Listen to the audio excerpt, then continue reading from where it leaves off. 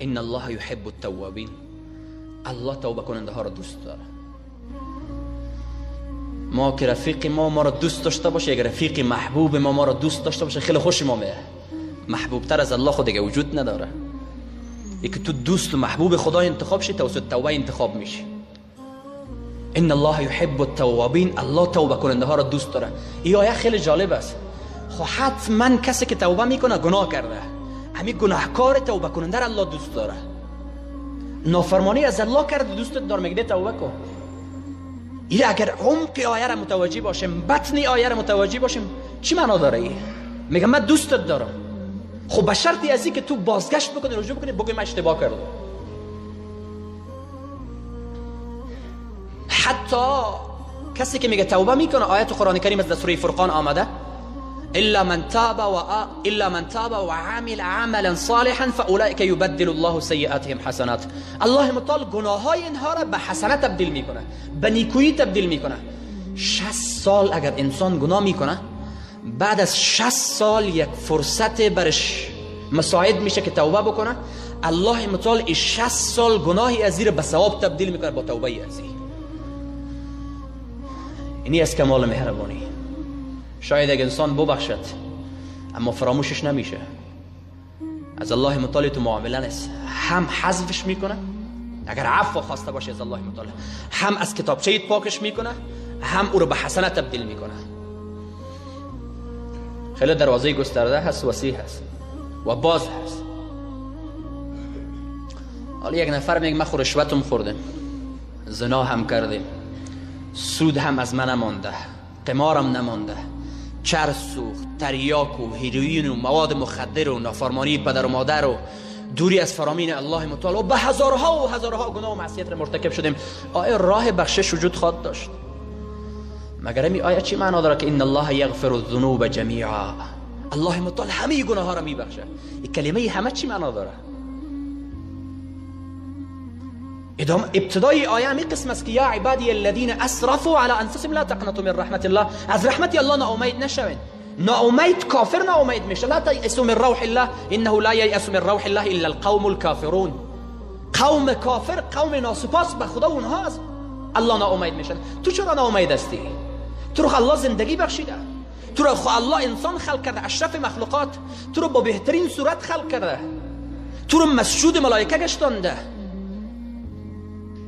تو رو خلیفه خود در روی زمین گشتانده، برای تو پیامبرا رو روان کرده، به خاطر تو کتابها رو نازل کرده، آفتاب به خاطر تو حرارت میده، زمین به خاطر تو فرش شده، آرام بودن شب به خاطر تو هست، روشن بودن روز به خاطر تو هست، ملائکه حفظه به خاطر تو هست، نعمتهای گوناگون و رنگارنگ به خدمت تو هست. مگرم الله متعال که این چیزها را ازش نخواسته بودی به تو داده، آیا از الله اگر توبه بخواهی و استغفار بخواهی نخواد بخشید؟ خطا کردیم، اشتباه کردیم، نافرمانی کردیم، رسوای ما نکرد. اگر بندگی کنیم چی خواهد کرد؟ اگر توبه کنیم چی خواهد کرد؟ خیلی یک معامله زیبا داره الله با بنده های خود. خیلی یک الله زیبا هست، خیلی زیبا هست. میگه اگر توبه نمیکنی فرصت توبه را برات مساعد میکنم، ما فرصت برات مساعد میکنم، خود تو توبه بکن. این فرصت عرفه را تو مساعد نکرده، الله مساعد کرده. امروز روزی هست که شیاطین بالای خود خاک میاندازه که امروز دستاورده های هزارها و صدها هزار انسان که ما اونها را به گمراهی کشاندم، اونها را از اللهشان دور کردم، امروز الله متعال اونها را از جهنم نجات میبخشه. امروز روز خاک پاشیدن شیطان بالای خودش است و امروز روزی هست که الله متعال بالای بنده های خود افتخار میکنه. امروز تو روزی هست، این فرصت الله برات مساعد کرده. مگرم دوستت نداری، توبه قدر یک دروازه وسیع و گسترده و فراخ داره. آیات های قرآن کریم بود در مورد توبه. رسول ما صلی الله علیه و سلم میفرماید لو اخطأتم حتى تبلغ خطاياكم السماء ثم تبتم لتاب الله علیکم.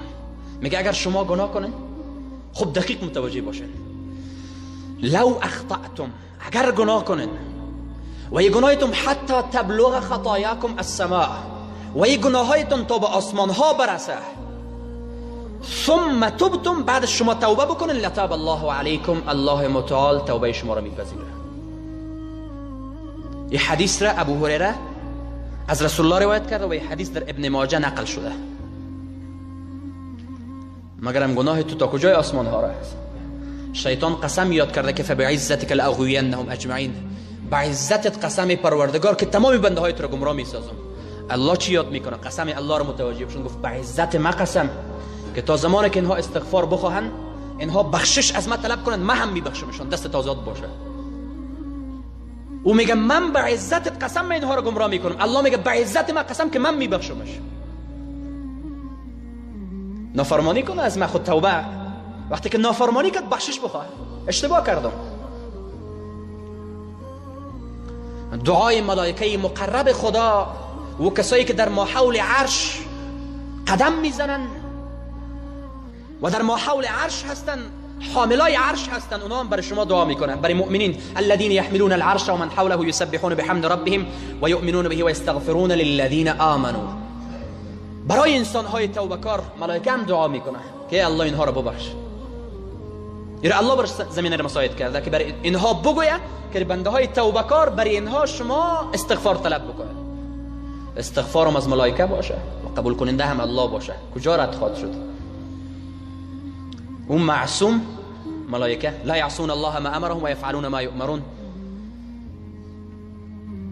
معصوم هستن و اونها دعا میکنه برای مؤمنینی که از الله استغفار طلب میکنن که الله اینها را ببخشه. اونها که دعا بکنه و قبول کنندهش الله باشه، هیچگاه جای برای رد دعا نیست. پیامبران توبه کردن از لغزش و خطایی که ازشان صورت گرفت، اونها توبه کردن. و عصا آدم ربه فغوا ثم اجتباه ربه فتاب. ما اینها را بنده برگزیده خود انتخاب کردیم، اینها توبه کردن. بی حوا و آدم علیهم السلام اینها توبه کردن، گفتن ربنا ظلمنا انفسنا، ای پروردگارا ما بالای نفس خود ظلم کردیم. ما خدا را متهم نمی کنه. موسی علیه السلام وقتی قبطی را با سلی زد یا با بکس زد، خطایی و از بین رفت، بعدش میگه اینی ظلمت نفسی، ما بالای نفس خود ظلم کردم، فغفر لی، مرا ببخش. موسی علیه السلام کسی است که با خدا هم کلام شده. یونس علیه السلام در داخل شکم ماهی میگه لا اله الا انت سبحانک، هیچ معبودی بر حق نیست بغیر از تو، سبحانک، پاکی از تو را یا الله، انی کنت من الظالمین، من ستمگار هستم، من ظلم کردم بالای خود. داود علیه السلام یک در مورد دو خصمی که دو کسی که جنجال میکنه با عجله فیصله میکنه و خوب متوجه نمیشه که کدام بر حق است، عجله شد در فیصله ازش. در سوره زمر داستان ذکر شده. بعدش دعا میکنه که الله داستانی از او رو بیان میکنه، فاستغفر ربه و خر راکعا و اناب، از الله خود بخشش خواست و افتاد برای الله متعال رکوع کننده و انابت کننده و رجوع کننده به سوی الله متعال. پیامبرا هم الگوی بازگشت و رجوع و توبه به سوی الله هستند. به ما یاد میدن که باید شما هم توبه بکنید. رسول ما صلی الله علیه و سلم میفرماید، میگه یا ایها الناس، ای مردم، توبوا الی الله، برگردن به سوی خدا. فانی اتوب الی الله فی اليوم 100 مره، ما به سوی خدا روزانه 100 دفعه بازگشت میکنم و در یک روایت مادر 70 دفعه از الله بخشش میخوام. ما شما فقط بخشش ما بعد از نماز 3 دفعه استغفر الله گفتن است، استغفر الله استغفر الله استغفر الله. او رو وقتی که هم میگم فکر ما طرف دکان است که حالا مشتری در کجا استاد خود بود، لیست مشتری چه قسم شده باشه. اما رسول الله از کمال اخلاص شب و روز در شب و روز خود 100 دفعه از الله معذرت میخواه. اشتباه کردم. گوش بگیرن، اشتباه که از یک انسان معذرت میخواهی با معذرتی که از الله میخواهی فرق داره. از اشتباهت که اشتباه در مقابل یک انسان که مرتکب شده، اگر اشتباهت معذرت بخواهی، از اشتباهت یک نوع ذلیل میشه، یک نوع کم میه. از الله اگر معذرت بخواهی بزرگ میشی. از انسان اگر بترسی فرار میکنی ازش. از یک انسان تندخوی و درندخو ازش فرار میکنی. از یک حیوان درنده اگر بترسی فرار میکنی. از الله اگر بترسی به سوی الله فرار میکنی. از یک انسانی اگر بترسی یا از یک حیوان بترسی و حیوان و انسان در دلت متنفر میشه، بدت میه. از الله اگر بترسی الله در دلت محبوب میشه. فرق داره، مکمل رابطه این مخلوق با خالق فرق داره. اصلا لیس کمثله شیء، نیست مانند الله چیزی، رابطه ایش نیست مانند مخلوقات. با این مخلوق یا انسان ها که صدها سال کمکم کنه، یک روز اگر خلاف میلش، خلاف طبیعتش رفتار کرده، 70 سال خوبی تر با یک لحظه فراموش میکنه. الله متعال اگر 70 سال نافرمانی بکنه، با یک توبه صادقانه 70 سال را فراموش میکنه. میگه بیاد بنده توبه کار، بنده ای که بازگشت رجوع به سوی من، میگه یک دروازه باز است. در درگاه ما دل را یک دل کن، آنچه غیر از ماست آن را یله کن. یک شب بیا به اخلاص بر در ما، گر کار تو بر نیامد آنگه گله کن. خیلی دروازه ها را میزنه، خیلی دروازه ها را میکوبه. قاری من چطور کنم؟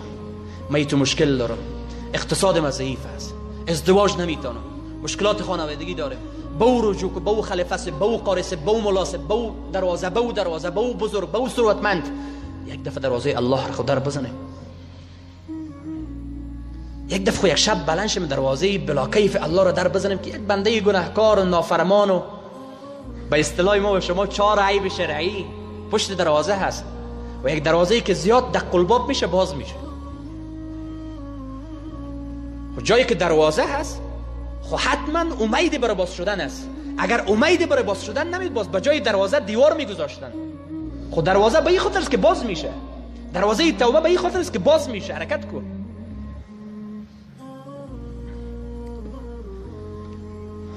از ابو موسی اشعری روایت شده احادیث رسول الله در مورد توبه چی میگه؟ میگه الله متعال از طرف شب ید بلا کیف خود را، دست بلا کیف خود را دراز میکنه برای او کسایی که از طرف روز گناه کردن، و از طرف روز دست بلا کیف خود را دراز میکنه برای او کسایی که شب گناه کردن. دست بلا کیف الله همیشه دراز به سوی تو بنده. بیا دروازه باز هست، بیا میبخشم، ضرورتون به تو نداره. چی مسلمان باشی چی کافر، یک ذره به پادشاهی خدا تغییر وارد نمیشه. او الله مو الله هست. او الله 100 سال قبل مو الله بود، 100 سال بعد مو الله است. در نهایت و از ابتدا تا به انتها و الله مو الله هست. هیچ تغییری در پادشاهیش وارد نمیشه. الله الصمد، بی‌نیاز هست. در حدیث پیامبر وارد شده، زیاد در موردش صحبت نمیکنه. این حدیث را دقیق متوجه باشه. ابو هریره از رسول الله روایت میکنه، میگه ان عبدا اصاب ذنبا فقال، میگه وقتی یک بنده گناهی را مرتکب میشه، یعنی ما و تو، ان عبدا اصاب ذنبا فقال، وقتی که یک بنده گناهی را مرتکب میشه بعد از او چی میگه؟ یا رب، ای پروردگار، انی اذنبت ذنبا فاغفره، من یک گناهی را مرتکب شدم ببخش. الله چی میگه؟ فقال له ربه، الله میگه علم عبدی، بنده ما دانست، ان له ربا، که ما یعنی خود ما بنده یک رب دارم که یغفر الذنب و یأخذ به، که هم گناه را میبخشه و هم توسط گناه کس را مؤاخذه میکنه. پس راه مؤاخذه را نگرفت، راه بخشش طلب کردن را طلب کرد. میگه بارها و بارها این کار را میکنه، توبه میکنه گناه میکنه، توبه میکنه گناه میکنه، توبه میکنه گناه میکنه. یک قسم توبه هست که یک انسان توبه میکنه به این امید که من باز گناه میکنم، این توبه قبول نمیشه. این در حالتی که توبه میکنه در دلش هست که از مسجد خارج شدم، در یک جای من رشوت میخورم. سبحه بر دست، توبه بر لب، دل پر از ذوق گناه، معصیت را خنده می آید ز استغفار ما. این توبه قابل پذیرش نیست. کدام توبه قابل پذیرش هست؟ که اشتباه کردی برای الله بگو که فغفر لی، مرا ببخش، من دیگه اشتباه کردم، دیگه هرگز به این کار بر نمیگردم. بازم اگر ضعیف شده خطا کرده برگشت باز توبه کن. خود تو قصد و عزم راسخ کرده که نمیگردم، ولی باز از اشتباه شد، باز برگشته، باز برگرد. الله چی میگه؟ میگه غفرت لعبدی فلیفعل ما شاء یا فلیعمل ما شاء، برای بنده خود گناهش را بخشیدم، هر کاری که انجام میده انجام بده، لا ابال باکشم ندارم، جرأت به گناه دیگه نکنم. میگه اگر کدام بنده ای باشه که گناه میکنه توبه میکنه، گناه میکنه توبه میکنه، گناه میکنه توبه میکنه، میگه من هم میبخشم و